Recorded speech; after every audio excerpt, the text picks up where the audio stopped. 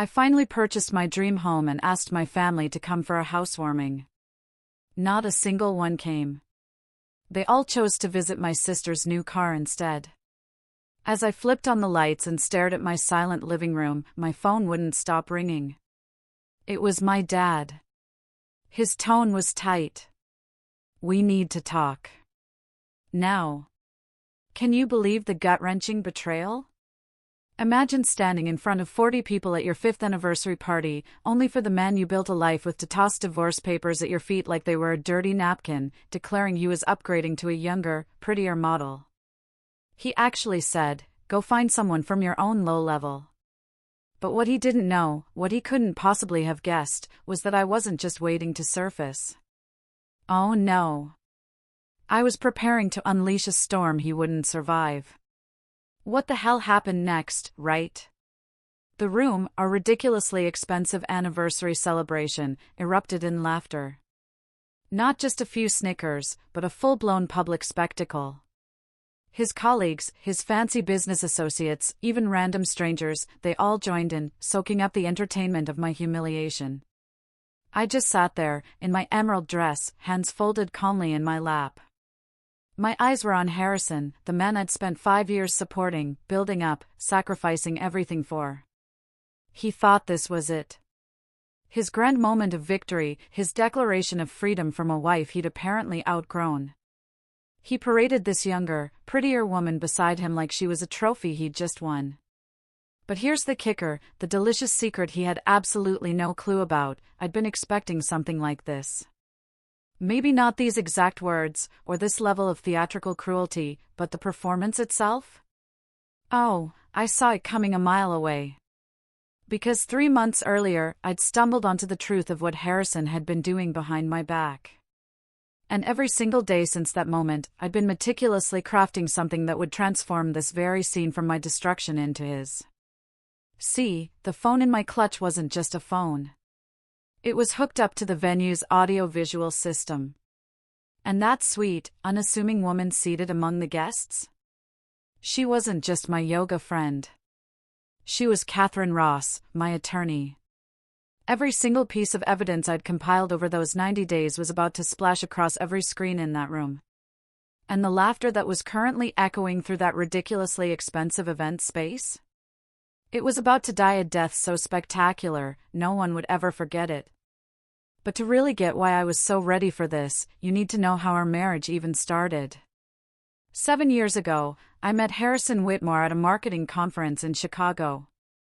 He was presenting on commercial property development, standing there in a navy suit that just screamed success.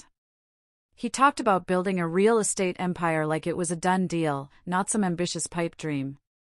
And honestly, I found that vision intoxicating. We had coffee, then dinner. By the end of that weekend, we were exchanging numbers, already planning our next meeting. Despite living in different cities, the long-distance thing lasted about 6 months. Then he moved to my city, claiming it was for a property development opportunity. I still like to think I was a big part of that decision. 2 years later, he proposed at an upscale restaurant downtown, and I said yes without a second thought. I truly believed we were building something together, that marriage was about partnership, mutual support, creating a life that reflected both our dreams and contributions. And I threw myself into that partnership with everything I had.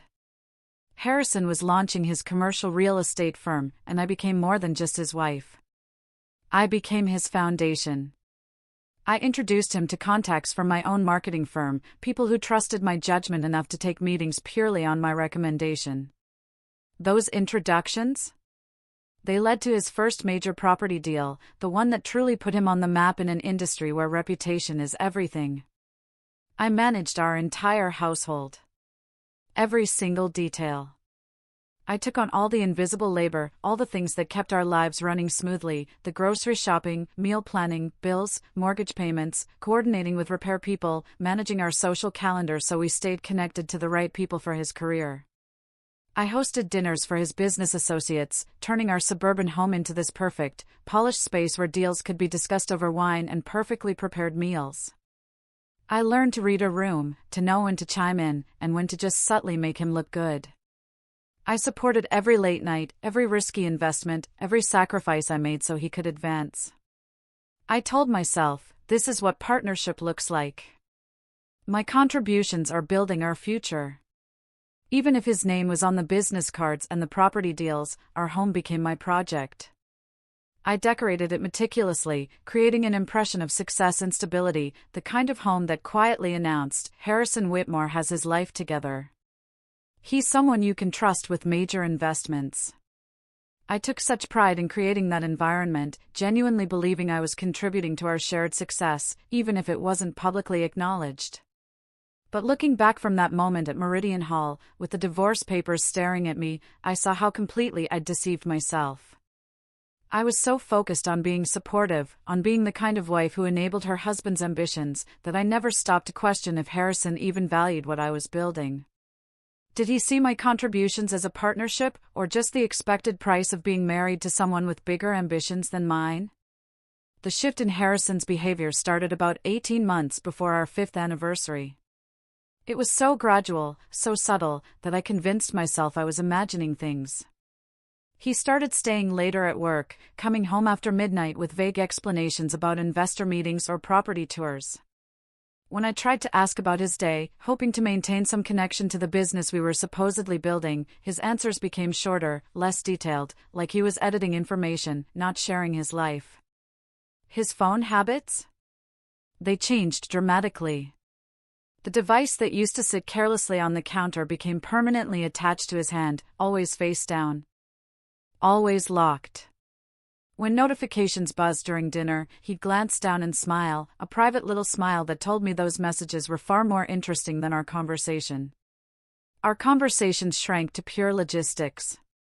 Who's picking up groceries? When's the mortgage due? Call the plumber for the leaky faucet. The emotional intimacy that defined our early years? Gone, replaced by the kind of polite distance you'd have with a roommate you tolerate. Physical intimacy followed the exact same trajectory. What was once frequent became occasional, then rare, then pretty much non-existent. When I tried to initiate anything, he'd cite exhaustion from work stress, the demands of a major deal, the need for all his mental energy. He said we were just going through a difficult phase that would improve once his projects were done. I believed those explanations because believing them was easier than confronting what they might actually mean. I told myself that successful marriages had to weather challenging seasons.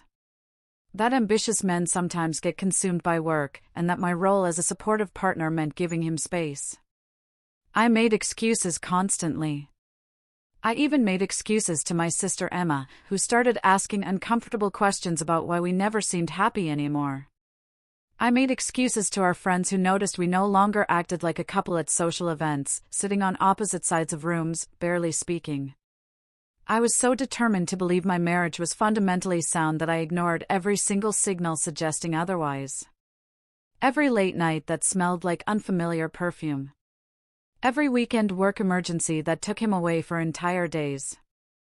Every unexplained charge on our credit card statements that I noticed, but convinced myself had a reasonable explanation I just hadn't figured out yet. Then, the anniversary invitation arrived. 3 weeks before the party. It wasn't a text message from Harrison. It wasn't a conversation over breakfast. It was a formal invite with professional design and calligraphy, announcing a celebration at Meridian Hall, one of the most expensive venues in our city. I stood in our bedroom, staring at my phone screen, and felt something cold settle deep in my stomach. Harrison hadn't voluntarily planned anything for us in 3 years. Our previous anniversary had been Chinese takeout and a card I'd bought for myself, signing his name because I couldn't bear to mark 5 years with nothing. Yet, here was an invitation to an elaborate party I knew nothing about. 40 guests I hadn't helped select, a venue I hadn't been consulted on, an entire evening orchestrated without a single conversation with me, the person supposedly being honored. I scrolled through the guest list with growing unease. Harrison's business partners and colleagues dominated the names. My sister Emma was included, which was a small comfort. A handful of mutual friends who would probably feel as uncomfortable as I expected to feel. The realization hit me with absolute clarity. This wasn't about celebrating our marriage. This was about something else entirely. Something that required an audience, formal planning, and a venue expensive enough to make an impression on the people Harrison wanted to witness whatever he was preparing to do. That afternoon, during my lunch break, I called Emma from my car in the office parking lot. "Gemma," she said, her voice laced with concern even before I finished explaining the invitation. "When a man who hasn't planned anything in 3 years suddenly throws an expensive anniversary party without consulting his wife, that's not romance. That's something else. You need to be ready for whatever he's planning to do in front of all those people." Her words articulated the fear I'd been trying to suppress. I wanted to defend him, to insist she was wrong, to maintain the illusion that my marriage was just going through a rough patch. But I couldn't make myself believe the excuses anymore. 3 weeks later, I would be sitting at Meridian Hall in that emerald dress, watching my husband announce our divorce to 40 witnesses while standing beside his mistress. But in that moment, sitting in my car with Emma's warning echoing in my mind, I made a decision that would change everything. I wasn't going to be a victim. I was going to be ready. That decision, to be ready rather than reactive, carried me through the rest of the week. I moved through our house like a ghost, touching furniture I'd picked out, looking at photographs of a marriage that now felt like fiction. Harrison came and went with his usual detachment, barely registering my presence beyond logistical exchanges. Then Saturday morning arrived, 3 weeks before the party. Harrison left at 6 a.m. for his routine at the downtown gym, the exclusive club he joined 8 months earlier, claiming he needed to network with high-net-worth clients. I heard the front door close and his car pull out while I was still in bed, pretending to sleep, because our mornings had become an exercise in avoidance. I got up 30 minutes later and went downstairs for coffee. My weekend ritual, grinding fresh beans using the French press he'd given me 3 years ago, back when he still paid attention to things I liked. The kitchen was quiet, just the sound of water heating and beans grinding.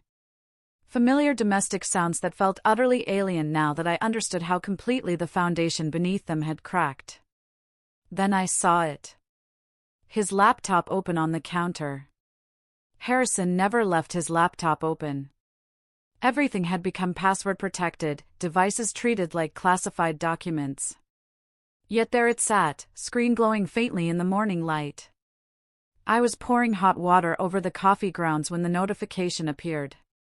A small pop-up in the corner of the screen, perfectly visible. My hand still on the French press handle as I read the words that made time stop, weekend away with Elle, Napa Valley Resort. Confirm reservation. The dates were for next month, Thursday through Sunday. For days at the romantic Vineyard Resort I'd been suggesting we visit for 2 years, the place I'd bookmarked and mentioned repeatedly, trying to find something that might restore what we'd lost. But it wasn't with me. It was with Elle. A single initial, suggesting either careful discretion or the kind of casual intimacy where full names become unnecessary. I set the French press down with deliberate care. My coffee forgotten, I walked the 3 steps to his unguarded laptop. The shower upstairs was still running. Harrison would be occupied for at least another 10, maybe 15 minutes. I should have closed the laptop, respected his privacy, walked away, and convinced myself there was an innocent explanation. But my hands were already moving, already clicking on the notification to open the calendar application. The screen filled with entries I had never seen before. Weeks and months of scheduled appointments that told a story I had been refusing to acknowledge, even as I lived inside it. Lunch with Elle appeared every Tuesday and Thursday at noon. Always during hours Harrison claimed to be meeting investors or touring properties. The entries stretched back for weeks. A pattern so consistent it was clearly routine. Evening at AL's place populated most Thursday nights. The same evenings he told me he was at networking events, coming home after midnight smelling like wine and cigarettes, explaining he'd stayed late to make the right connections. I scrolled further back, watching months of my marriage rewrite themselves as I discovered the truth beneath the explanations I'd accepted. The Napa Resort reservation wasn't an isolated romantic gesture. It was part of a pattern stretching back 14 months. 14 months of systematic deception while I maintained our home, planned our anniversary, and wondered why I felt so desperately alone in a marriage that was supposed to eliminate loneliness. The earlier entries were even more explicit, created before Harrison apparently learned to use initials for discretion. Dinner with Leia at Harborview. Meet Leia at the Grandmont Hotel. Pick-up gift for Leia. Leia.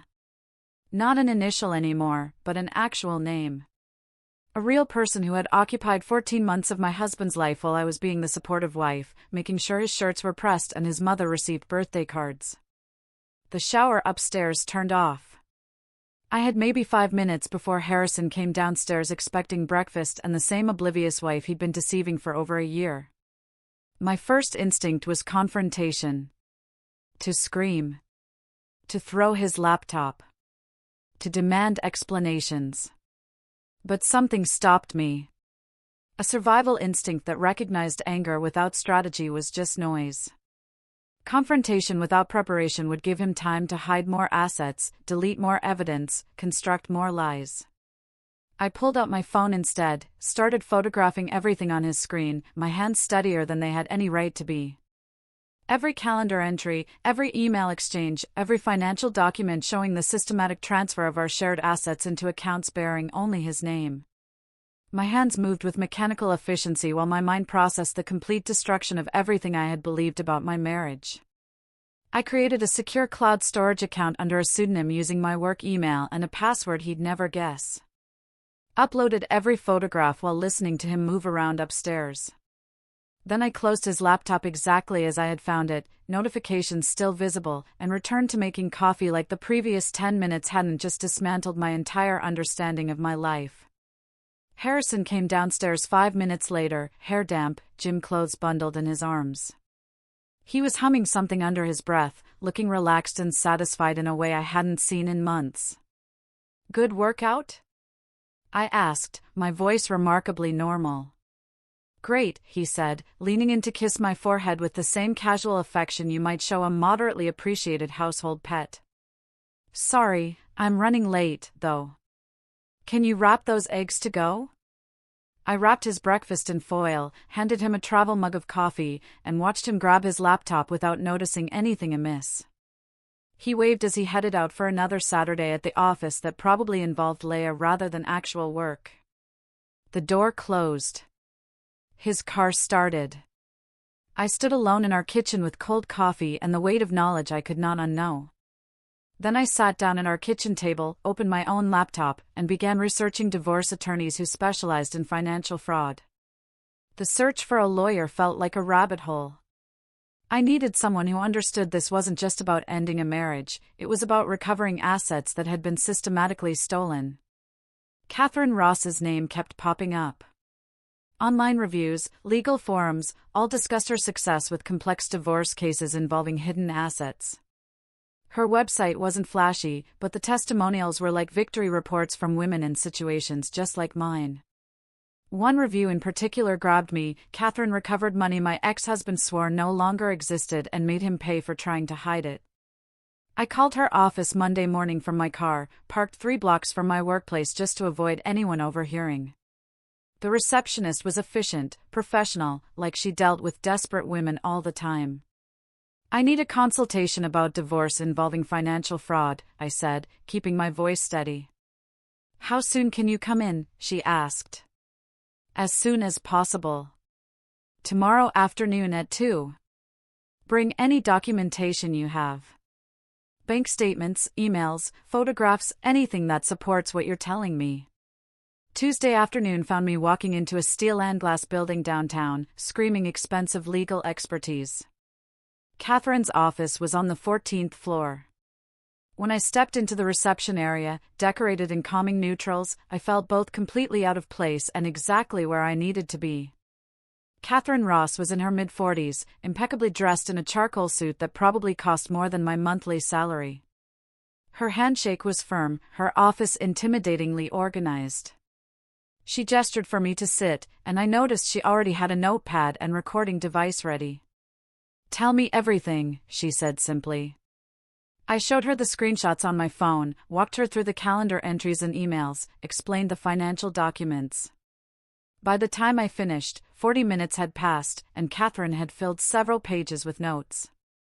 "Your husband," she said, looking up from her pad with an expression both sympathetic and predatory, "is both dishonest and sloppy. That combination will be his downfall."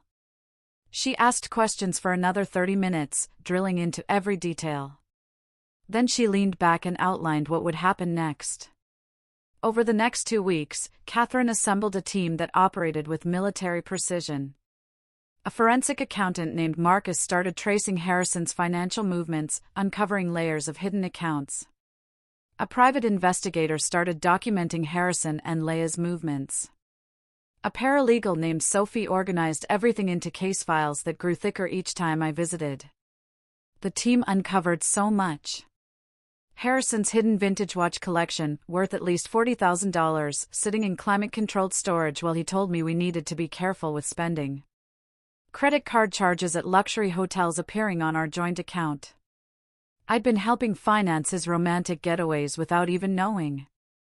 Marcus documented dinners at expensive restaurants, jewelry purchases from boutiques I'd never visited, spa treatments that definitely weren't for me.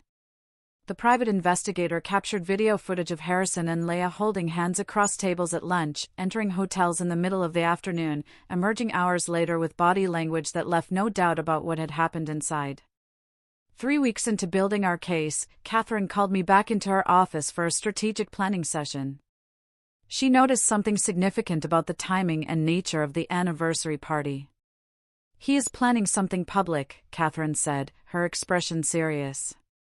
"The expensive venue, the guest list heavy with business associates, the formal invitations. This is not about celebrating your marriage. This is theater." She explained that men like Harrison didn't just want to leave their wives. They wanted to be seen leaving, to be witnessed making what they considered an upgrade, to have their decision validated by people whose opinions mattered for their professional and social standing. "The anniversary party is not a celebration," she continued. "It is a stage. He is going to do something there, and we need to be ready with a response that is equally public and far more devastating." Her assessment made terrible sense. It explained why he'd suddenly taken the initiative to plan an elaborate event when he hadn't organized anything for us in years. This wasn't about honoring our marriage. It was about positioning himself as the successful man finally free from the burden of a wife he'd outgrown. Catherine drafted legal documents that could be filed immediately. She prepared evidence packages, financial fraud, marital asset dissipation, documentation of infidelity with dates and locations. She coordinated with Marcus and the PI to ensure we had comprehensive documentation, leaving no room for him to claim I was exaggerating. "When he makes his move," Catherine said, "we respond immediately, publicly, and with evidence he cannot dispute. He wants theater. We will give him theater. But our version ends very differently than the script he has written."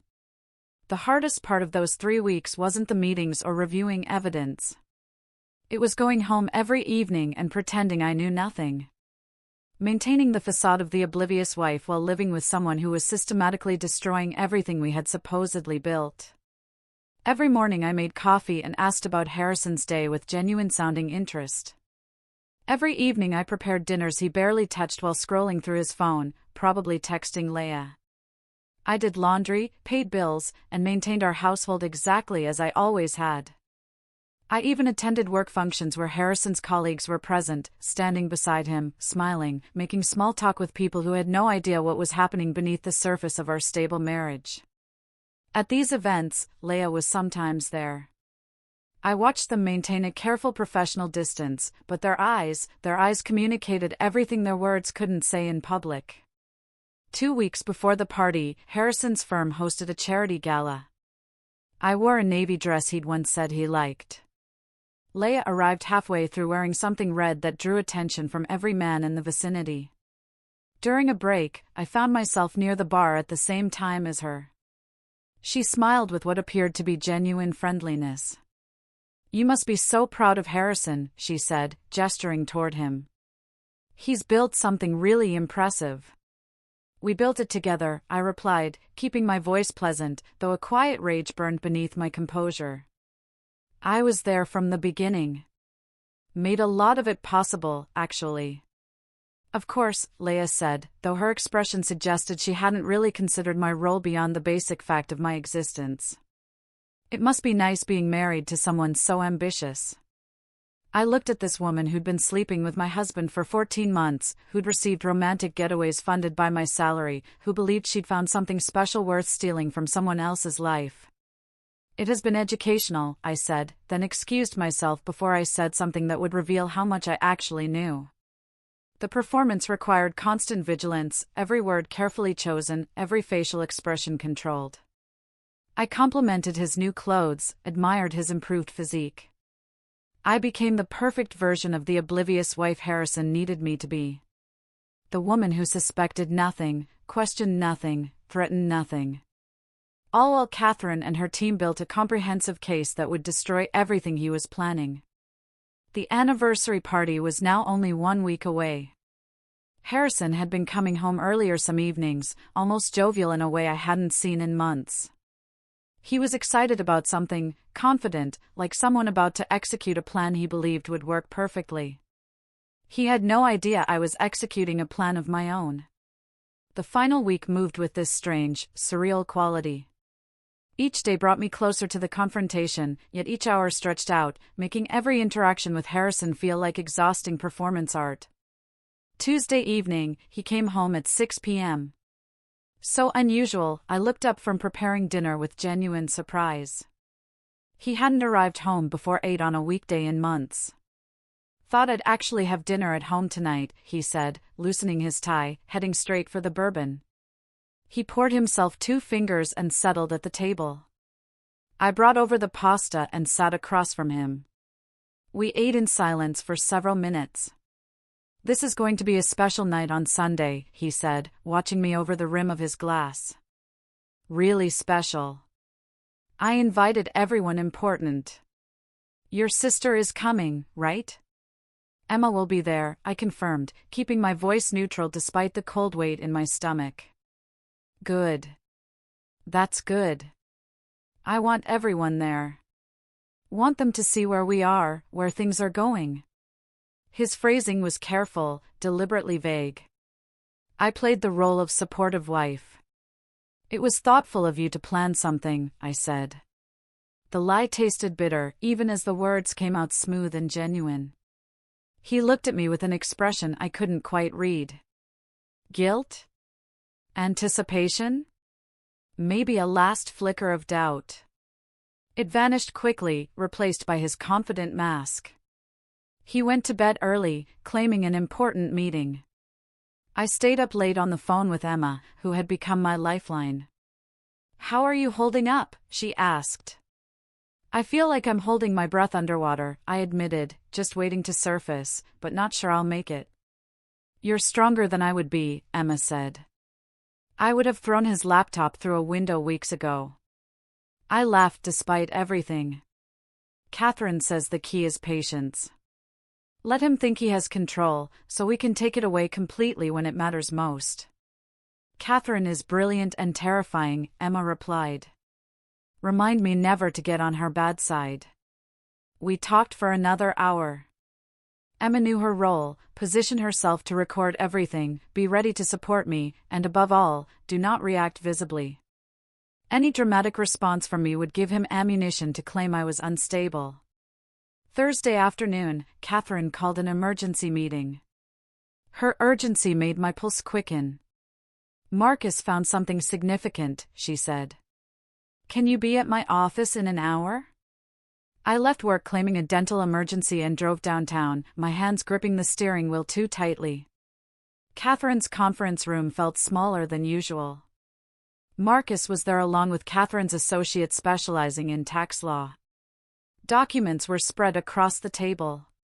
Harrison's business partner has been keeping documentation of questionable financial practices, Marcus explained. Joel Preston.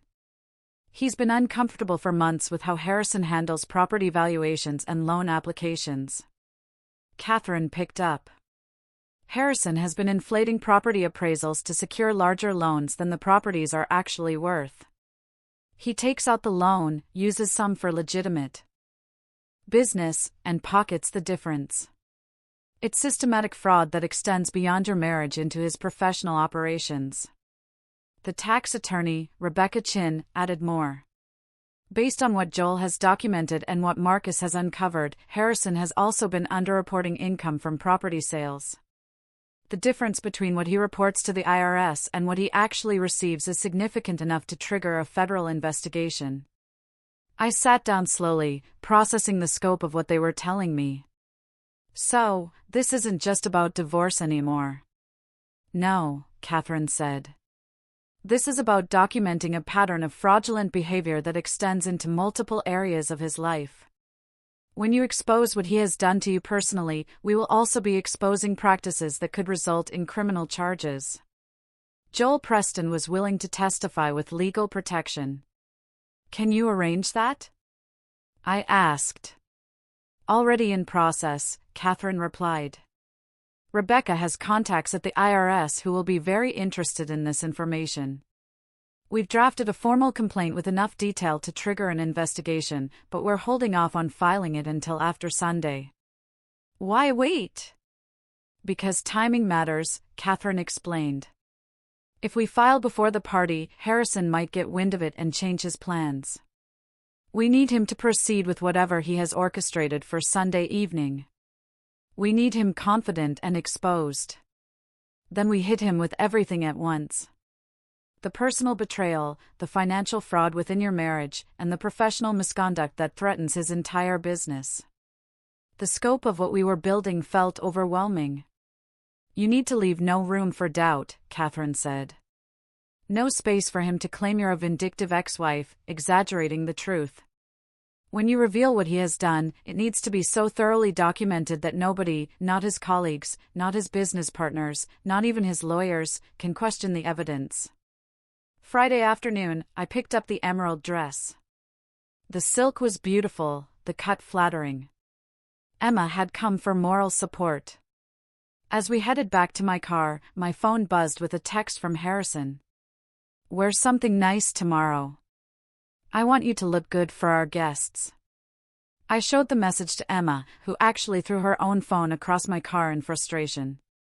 He's unbelievable. He's going to publicly divorce you, and he wants you to dress up for it? That's exactly what I need, I said, surprising myself with how calm I sounded. His arrogance is what makes this work. He's so confident I'll comply with his expectations, even as he destroys our marriage, that he can't imagine I might have plans of my own. Emma retrieved her phone. You are terrifying when you're strategic. Remind me never to cross you. That evening, Harrison worked late again. I sat alone going through the evidence on my laptop. Photographs, video footage, financial documents, email exchanges. My phone buzzed from an unknown number. The message was short, devastating in its casual confidence. Tomorrow is going to be perfect. Finally, I can stop hiding. The text was clearly meant for Harrison. Leah had somehow confused my number with his. I forwarded the screenshot to Catherine. Her response came within minutes. Perfect. Keep that. We can use it. Saturday evening arrived with the quality of a Last Supper. Harrison came home early again, poured bourbon for both of us without being asked, and actually sat with me in the living room. I've been thinking about us, he said after several minutes of silence. I waited, letting him fill the quiet with whatever carefully constructed statement he'd prepared. Tomorrow is going to mark a new chapter. Things have been difficult, I know, but change can be good. Change can be exactly what people need to move forward. His words were deliberately vague. I played along. Change can be good, I agreed. Tomorrow will certainly be memorable. We sat there for another hour, having the most extended conversation we'd shared in months. Every word he spoke was theater. Every response I gave was performance. Two people speaking different languages while pretending perfect understanding. Harrison went to bed early. I sat alone finishing my bourbon, thinking about how tomorrow night would be the last time he slept in this house as my husband. Possibly the last time he would be a free man before everything he had built came crashing down on him with the weight of thoroughly documented truth. I felt surprisingly calm, almost peaceful, like someone who had been climbing a mountain for 3 months and could finally see the summit. Tomorrow, I would reach it. Sunday arrived with the weight of inevitability. I woke before dawn, listening to Harrison sleep beside me. I spent the day in careful preparation. The emerald silk dress hung ready. Hair appointment at 3. Every detail mattered. Every element of my appearance needed to communicate that I was someone who deserved respect, not someone who could be casually discarded. Harrison spent most of the day at his office, claiming last-minute preparations. He came home at 4 to shower, passing me in the hallway with barely a word. I was grateful for the solitude. It gave me time to center myself, to run through the plan one final time with Catherine, to prepare mentally for what was coming. At 6:30, I stood outside Meridian Hall, alone. Emma had offered to arrive with me, but I declined. I needed this moment to myself. Needed to walk through those doors on my own terms, carrying the weight of what I knew and what I was about to do. The building was stunning, glass and steel rising above the harbor. The kind of venue that screamed expensive taste. Harrison had spared no expense, which was ironic considering the expense came from accounts that legally belonged to both of us. I checked my phone one final time. Catherine had texted an hour ago, confirming she was inside, positioned among the guests as my yoga friend. Marcus, the PI, was parked nearby. Everything was in place. Every piece of the counter-strategy was ready. I took a deep breath, smoothed the emerald silk of my dress, checked my reflection. I saw a woman who looked far more composed than she felt. Then I walked through the entrance, head high, expression carefully neutral. Every inch the devoted wife arriving to celebrate her anniversary, completely unaware that her marriage was about to end in front of 40 witnesses. The first thing I noticed? Leah. She stood beside Harrison near the entrance, greeting guests like this was her party. The audacity was breathtaking. She wore red, a dress that probably cost what I earned in 2 months. Her hair, her makeup, flawless. She looked like success, like youth, like everything I apparently wasn't in Harrison's estimation. Harrison saw me. His expression shifted through surprise, guilt, then maybe discomfort at seeing someone he was about to publicly destroy looking unexpectedly composed and beautiful. "Gemma," he said, my name sounding foreign in his mouth. "You look beautiful." "Thank you," I replied with perfect politeness. "The venue is stunning. You did an excellent job with the planning." I turned to Leah, extended my hand with the same gracious courtesy I'd show any hostess. "I don't believe we've been formally introduced. I'm Gemma." She took my hand with a smile that contained pity for the woman she'd been betraying for 14 months. "Leah. It's lovely to finally meet you properly." "Lovely to meet you as well," I said, releasing her hand and moving into the event space before either of them could read anything in my expression beyond polite friendliness. The room was filling rapidly. Harrison's business associates dominated. Emma was already near the head table, her phone resting casually beside her water glass. Catherine stood near the bar, playing her role perfectly. She caught my eye, gave the smallest nod. Everything was in place. Dinner began at 7 o'clock. We were seated at a long table positioned in the center of the room for maximum visibility. 40 guests, carefully planned seating that separated me from Harrison by the entire table's length. I sat at one end like a guest at my own anniversary, while Harrison held court at the other with Leah beside him. Her hand touched his arm repeatedly. Small, proprietary gestures that made several guests visibly uncomfortable. People noticed. My entire focus was on Harrison, on waiting for the performance, on preparing myself to execute our plan. Between the fourth and fifth courses, I noticed Emma pull out her phone, positioning it toward Harrison's end of the room. Recording mode activated. Catherine did the same. Both phones capturing different angles. Then Harrison stood. The room went silent immediately. "Thank you all for celebrating this special evening with us." His voice carried with practiced confidence, every word rehearsed. 5 years ago, I made a commitment. Tonight, I want to acknowledge that commitment and where it has brought me. I watched his face, saw the satisfaction, the confidence of someone who believed he was finally taking control. "Marriage teaches you what you really want," he continued, looking directly at me across the table. "What you actually need. What you are willing to settle for versus what you deserve." Several guests shifted uncomfortably. The atmosphere changed.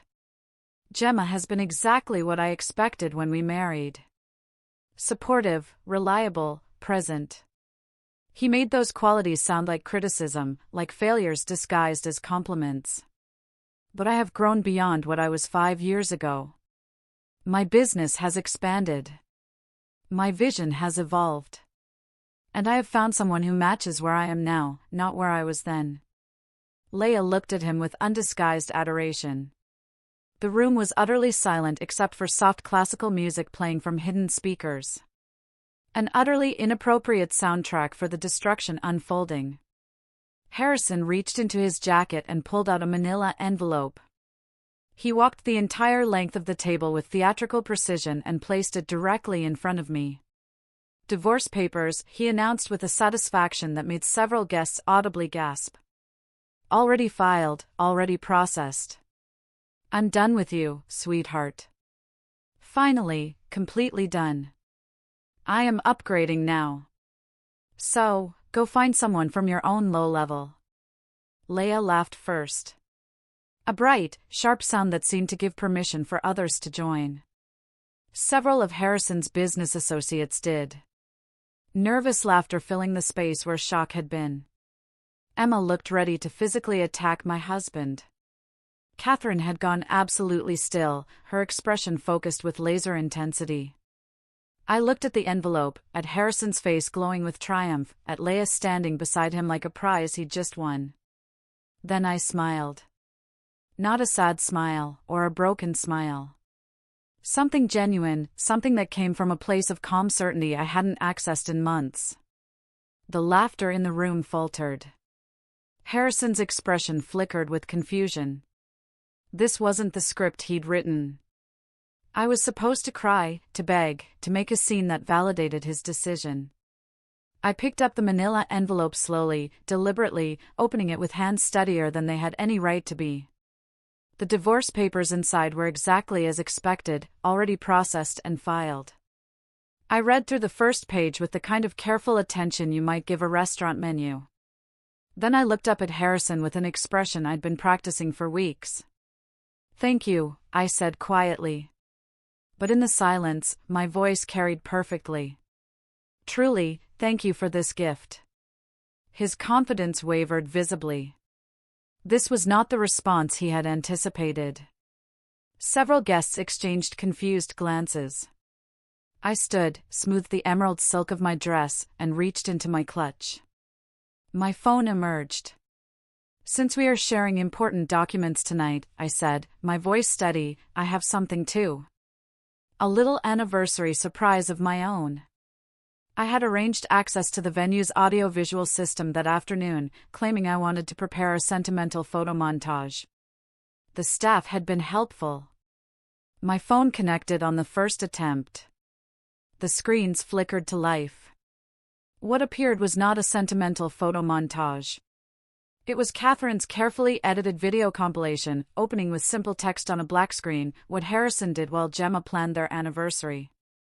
The soundtrack was dramatic and cold, something classical that made it feel like a documentary. Then came the photographs, Harrison and Leah entering hotel rooms in the middle of the afternoon. Timestamps visible, showing dates and times that corresponded exactly with hours he'd told me he was touring properties. Harrison and Leah having lunch at expensive restaurants, his hand on hers, their body language unmistakably intimate. Harrison and Leah at his exclusive gym. Video footage showing them leaving together, getting into her car, driving to her apartment. Text message screenshots appeared next. Conversations where Leah called him my future and Harrison responded with promises about their life together once he handled the Gemma situation. The footage was damning. It showed a relationship conducted in public places where anyone might have seen them. It suggested remarkable arrogance or complete confidence I'd never discover the truth. The room was absolutely silent except for the music and the video playing. Every guest was forced to watch. There was no escaping it. Harrison's face had gone from triumph to shock to something approaching horror. He was watching his private relationship exposed in front of everyone he had invited to witness my humiliation. The irony was not lost on me. Leah had gone pale, one hand pressed to her mouth, her mascara running. She understood her career and reputation had just been demolished. But the photographic evidence was only the opening act. The video transitioned smoothly to financial documents, bank statements showing his systematic transfer of assets from our joint accounts to ones bearing only his name. Spreadsheets detailing the liquidation of investments I had helped fund. Credit card charges for hotels, romantic dinners, and jewelry, all charged to our shared accounts. The screens displayed documentation of the storage unit containing his vintage watch collection he'd claimed was sold years ago, the hidden accounts he'd opened using our home equity as collateral without my knowledge.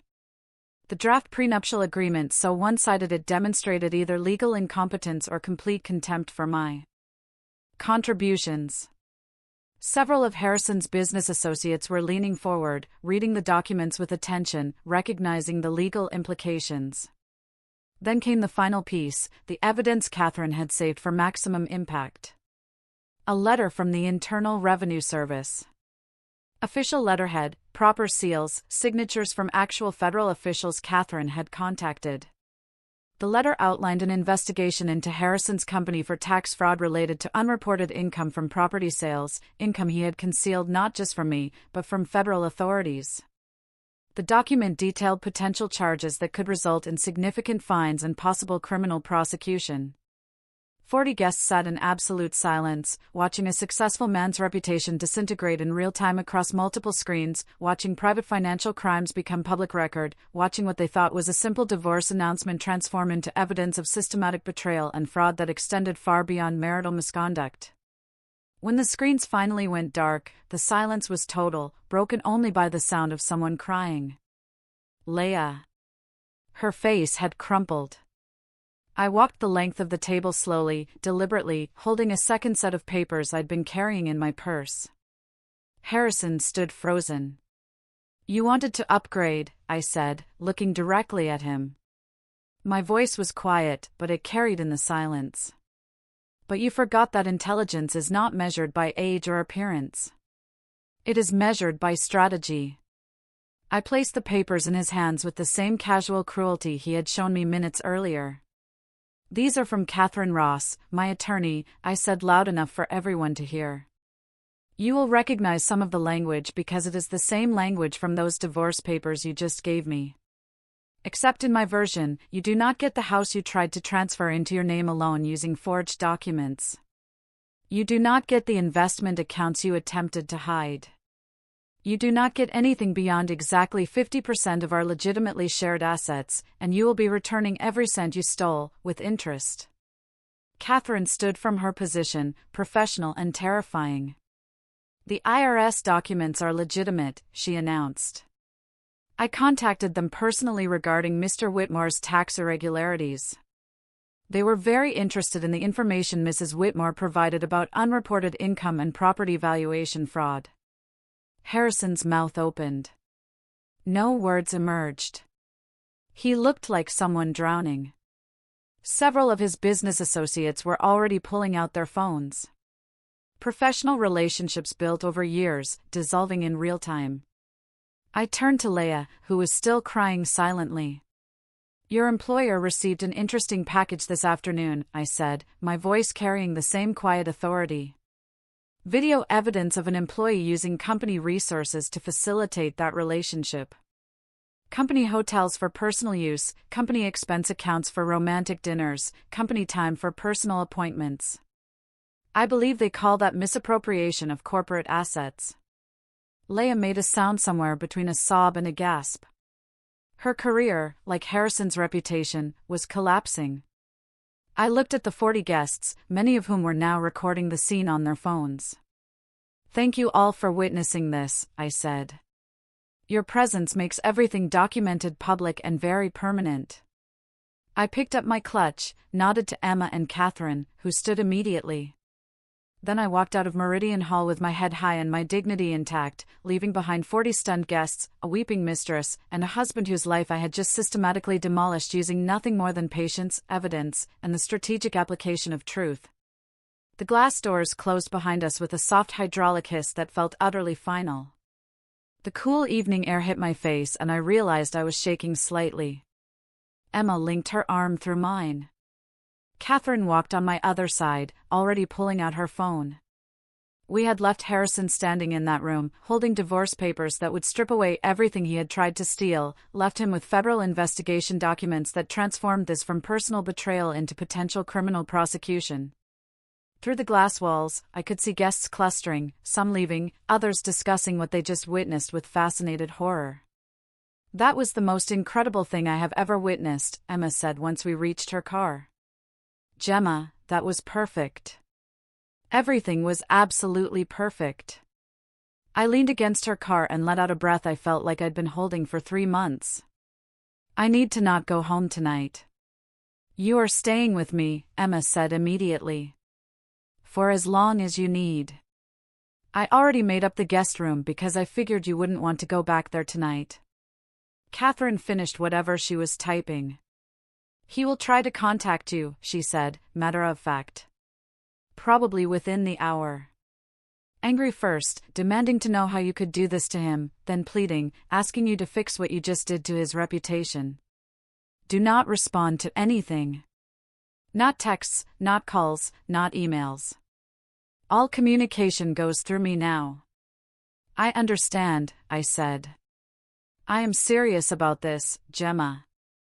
Any direct communication with him can be used to suggest you are open to reconciliation or negotiation outside proper legal channels. Let him spiral. Let him panic. Let his attorneys deal with the mess he created while we proceed with documenting and recovering every asset he tried to hide." We drove to Emma's apartment in separate cars. It felt surreal.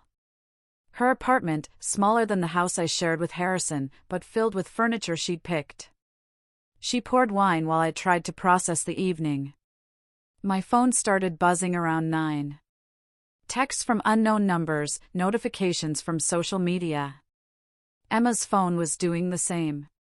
"Gemma," she said slowly, staring at her screen. "The video is already online." Someone had uploaded footage from the dinner to multiple platforms. The view count was climbing, hundreds, becoming thousands as we watched. "How many people were recording?" I asked. "At least a dozen that I could see," Emma replied. "Everyone had their phones out once your video started playing." We watched in real time as the anniversary dinner became viral content. The comment sections filled with responses from supportive to celebratory. People were praising my strategic patience, mocking Harrison's arrogance, celebrating what they called the most satisfying public revenge. Someone had already edited a shortened version focusing on Harrison's announcement followed by my counter-reveal. It was professional, set to dramatic orchestral music. That version spread even faster. "This is insane," Emma said. "Hundreds of thousands of views already, maybe more than 1 million. By midnight, it was several million." My face was being screenshotted, turned into reaction images. Someone created a meme using the moment I thanked Harrison for the divorce papers, captioning it with text about strategic planning. That meme was being shared hundreds of thousands of times. I turned off my phone around 1 a.m. Emma did the same after confirming Catherine had everything she needed. "Try to sleep," Emma said, showing me to her guest room. "Tomorrow is going to be intense, and you need rest." I lay there for what felt like hours. Sleep seemed impossible despite exhaustion. Monday morning arrived too quickly. I woke to sunlight through unfamiliar windows, the disorienting realization that my life had fundamentally changed overnight. Emma was already up. "Catherine called," she said, handing me a mug. "She wants to talk to you this morning. Said it's important." I called Catherine back while Emma made breakfast. Neither of us would eat. 3 of Harrison's major investors pulled funding overnight, Catherine said without preamble. They issued statements citing concerns about financial irregularities and declining confidence. Joel Preston released a public statement distancing himself from Harrison's conduct, both personal and professional. "That was fast," I said. "Self-preservation usually is." 2 property development deals Harrison was negotiating fell through. The clients don't want association with someone under federal investigation. And Leah was terminated from her position, effective immediately. That last piece hit differently. Leah had made choices that destroyed her career, but it was sobering how quickly professional consequences manifested. Her company released a statement about ethics violations and misuse of corporate resources, Catherine continued. Very brief, very corporate, but clear enough. Her name is now permanently linked to both infidelity and professional misconduct. "What about Harrison? Has he tried to contact you?" "His attorney called 4 times last night and twice already this morning. They want to settle immediately. They're offering terms that are increasingly desperate. Each offer is worse for him than the previous one because they understand his position is deteriorating rapidly." "What do you recommend?" "Reject everything until we have completed comprehensive asset valuation. The longer we wait, the weaker his position becomes. His business is collapsing. His reputation is destroyed. Federal investigators are beginning their inquiry. He has no leverage. How much worse can they get?" "That depends on what federal investigators find. If the property valuation fraud is as extensive as Joel's documentation suggests, Harrison could face significant fines and potentially prison time. The tax evasion alone is serious. Combined with the fraud, he's looking at consequences that extend well beyond divorce and business failure." We talked for another 20 minutes. Catherine had already filed formal responses to Harrison's divorce papers, asserting claims to all marital assets. The process would take weeks, but Catherine was confident. When I hung up, Emma was reading something on her laptop. "News websites are covering this," she said, turning the screen. "Not just gossip sites. Actual news outlets are writing about the viral video. They're calling it a case study in strategic response to betrayal." My phone, which I turned back on, was filled with missed calls and messages. 3 were from Harrison. The first was angry, the second pleading, the third threatening. I showed them to Emma. "Don't respond," she said firmly. Catherine was right. Let him spiral. I deleted the messages. Whatever Harrison was experiencing now was consequence, not injustice. He had orchestrated a public humiliation designed to destroy me.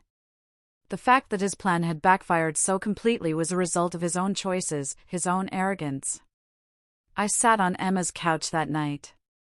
Despite everything, despite the viral attention, the legal battles, the complete destruction of the life I'd been living, I felt something I hadn't experienced in 18 months. Relief. Relief settled over me, but it was complicated. The divorce proceedings began formally the following week. Catherine filed comprehensive responses. Harrison's attorney tried every approach to expedite settlement, each offer more desperate than the last. Catherine rejected every proposal. The proceedings took 3 months to finalize. Judge Margaret Chin, a woman with a reputation for no-nonsense adjudication of complex marital disputes, presided over our case. Harrison's attorney tried to argue the viral video created prejudice.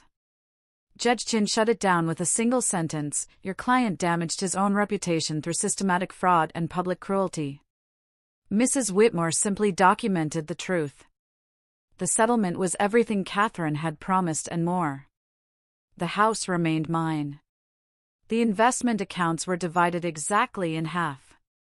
Retirement funds split according to proper legal formula. Every asset Harrison had transferred to his personal accounts came back, with interest. The vintage watch collection was sold at auction.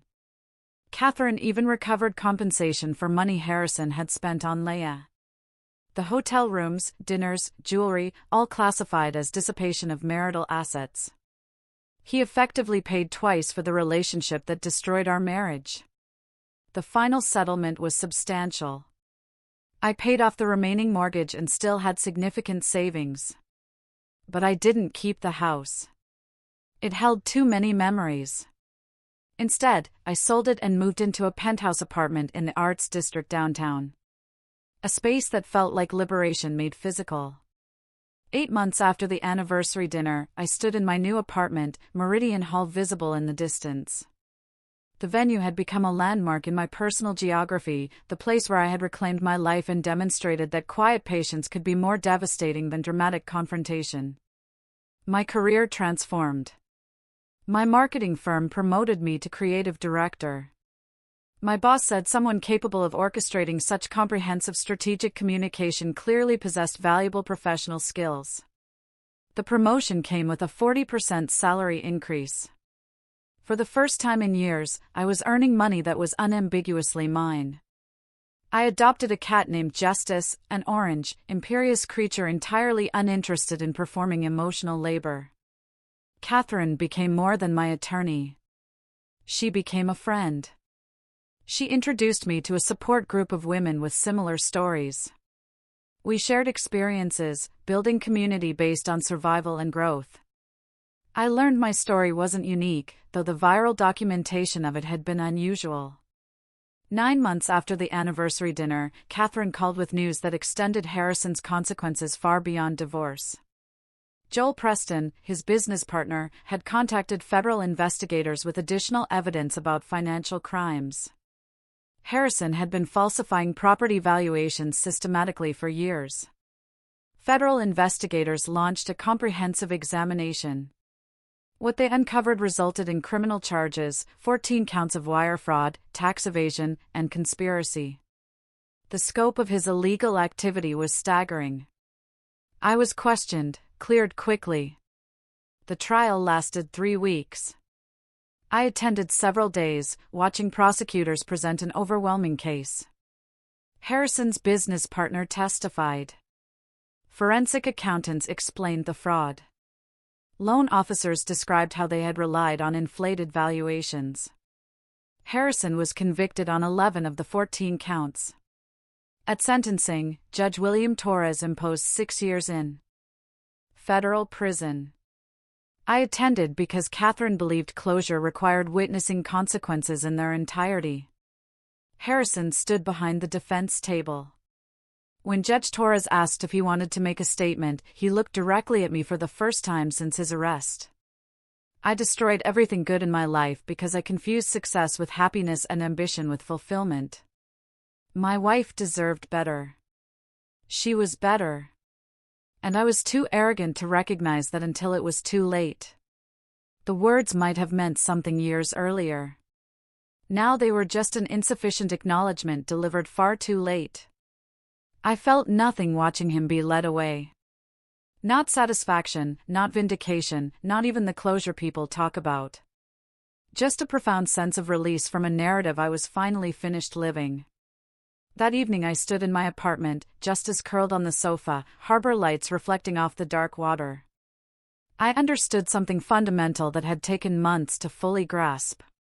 Revenge had never been about destroying Harrison. It was about refusing to be destroyed by him. About documentation rather than confrontation, strategy rather than emotion, patience rather than impulse. Harrison had wanted to upgrade. What he actually did was trade partnership for performance. Someone who knew him completely for someone who knew only the version he performed for public consumption. The real upgrade had been mine. From a wife defined by marriage to a woman defined by choices. From someone who absorbed criticism about inadequacy to someone who recognized that inadequacy belonged to the person delivering judgment rather than receiving it. The anniversary dinner video still circulates occasionally on social media. I no longer feel exposed by it. Instead, it's a permanent reminder that quiet people are not weak people. They are simply waiting for the right moment to demonstrate exactly how dangerous underestimation can be. If this story of calculated justice and strategic revenge kept you captivated, please show your support by hitting that like button right now. My favorite moment was when I calmly thanked Harrison for the divorce papers before revealing everything. What was your most satisfying moment in the story? Share your thoughts in the comments below, I really want to know. And don't miss more powerful stories of resilience, justice, and triumph over betrayal. Subscribe and hit that notification bell so you're notified the instant we upload new content.